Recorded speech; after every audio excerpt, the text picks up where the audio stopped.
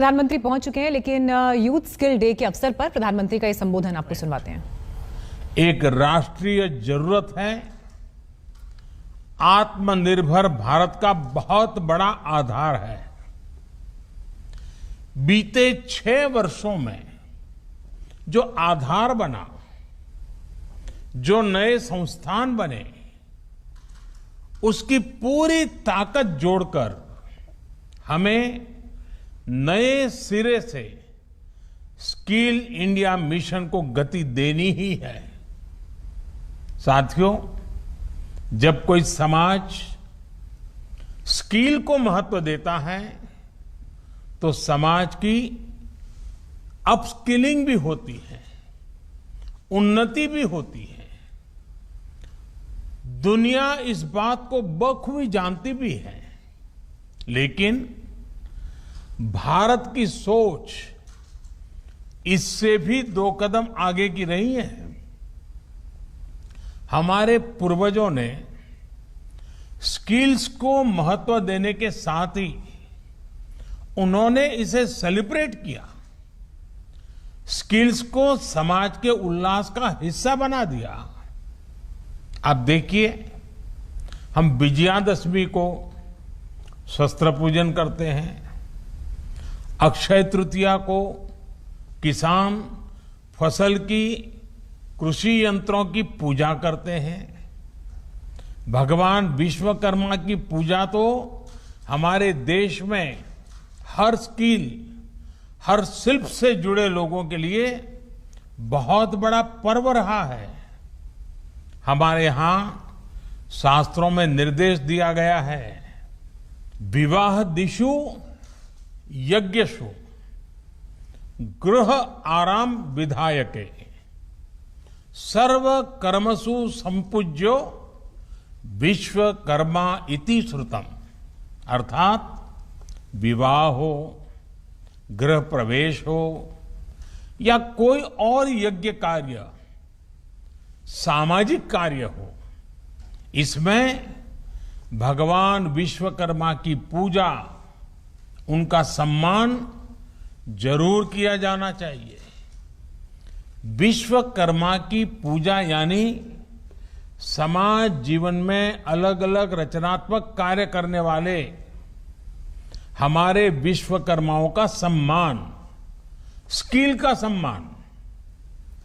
लकड़ी के कारीगर, मेटल्स का काम करने वाले, सफाई कर्मी, बगीचे की सुंदरता बढ़ाने वाले माली, मिट्टी के बर्तन बनाने वाले कुम्हार, हाथ से कपड़ा बुनने वाले बुनकर साथी, ऐसे कितने ही लोग हैं जिन्हें हमारी परंपरा ने विशेष सम्मान दिया है। महाभारत के भी एक श्लोक में कहा गया है, विश्वकर्मा नमस्तेस्तु विश्वात्मा विश्व संभव। अर्थात जिनके कारण विश्व में सब कुछ संभव होता है, उस विश्वकर्मा को नमस्कार है। विश्वकर्मा को विश्वकर्मा कहा ही इसलिए जाता है क्योंकि उनके काम के बिना, स्किल्स के बिना समाज का अस्तित्व ही असंभव है। लेकिन दुर्भाग्य से गुलामी के लंबे कालखंड में स्किल डेवलपमेंट की व्यवस्था हमारे सोशल सिस्टम में, हमारे एजुकेशन सिस्टम में धीरे धीरे कमजोर पड़ती गई। साथियों, एजुकेशन अगर हमें ये जानकारी देती है कि हमें क्या करना है, तो स्किल हमें सिखाती है कि वो काम वास्तविक स्वरूप में कैसे होगा। देश का स्किल इंडिया मिशन इसी सच्चाई, इसी जरूरत के साथ कदम से कदम मिलाने का अभियान है। मुझे खुशी है कि प्रधानमंत्री कौशल विकास योजना के माध्यम से अब तक 1.25 करोड़ से अधिक युवाओं को ट्रेनिंग दी जा चुकी है। साथियों, मैं एक और वाक्य के बारे में आपको बताना चाहता हूं। एक बार स्किल डेवलपमेंट को लेकर काम कर रहे कुछ अफसर मुझे मिले। मैंने उनसे कहा कि आप इस दिशा में इतना काम कर रहे हैं, क्यों ना आप ऐसे स्किल्स की एक लिस्ट बनाइए जिनकी हम अपने जीवन में सेवाएं लेते हैं। आपको हैरानी होगी, जब उन्होंने सरसरी नजर से लिस्टिंग की तो ऐसी 900 से ज्यादा स्किल निकली जिनकी हमें अपनी आवश्यकताओं के लिए जरूरत होती है। आप अंदाजा लगा सकते हैं कि स्किल डेवलपमेंट का काम कितना बड़ा है। आज ये जरूरी है कि लर्निंग आपकी अर्निंग के साथ ही रुके नहीं। आज दुनिया में स्किल्स की इतनी डिमांड है कि जो स्किल होगा वही ग्रो करेगा। ये बात व्यक्तियों पर भी लागू होती है और देश पर भी लागू होती है। दुनिया के लिए एक स्मार्ट और skilled manpower solutions Bharat दे सके, ये हमारे नौजवानों की स्किलिंग स्ट्रेटजी के मूल में होना चाहिए। इसको देखते हुए ग्लोबल स्किल गैप की मैपिंग जो कि की जा रही है वो प्रशंसनीय कदम है।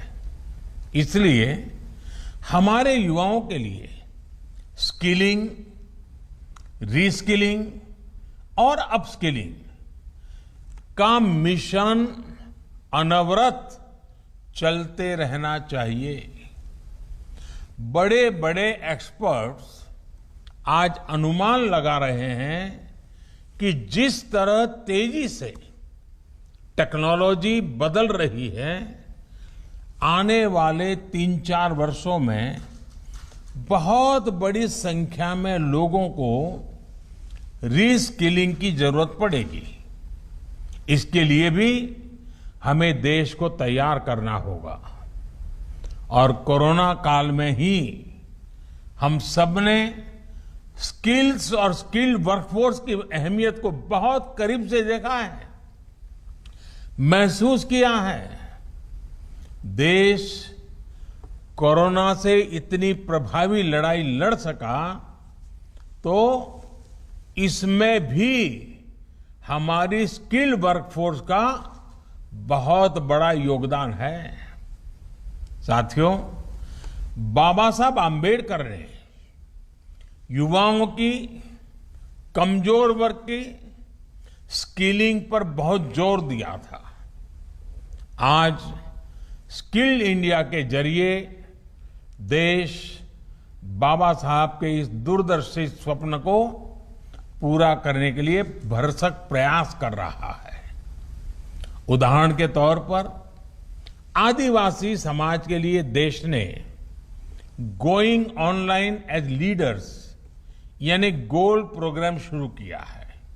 ये प्रोग्राम पारंपरिक स्किल के क्षेत्रों जैसे कि आर्ट हो, कल्चर हो, हैंडीक्राफ्ट हो, टेक्सटाइल हो, इनमें आदिवासी भाई बहनों की डिजिटल लिटरेसी और स्किल में मदद करेगा, उनमें एंटरप्रेन्योरशिप डेवलप करेगा। इसी तरह वनधन योजना की भी आज आदिवासी समाज को नए अवसरों से जोड़ने का एक प्रभावी माध्यम बन रही है। हमें आने वाले समय में इस तरह के अभियानों को और ज्यादा व्यापक बनाना है। स्किल के जरिए खुद को और देश को आत्मनिर्भर बनाना है। इन्हीं शुभकामनाओं के साथ आप सभी का बहुत बहुत धन्यवाद।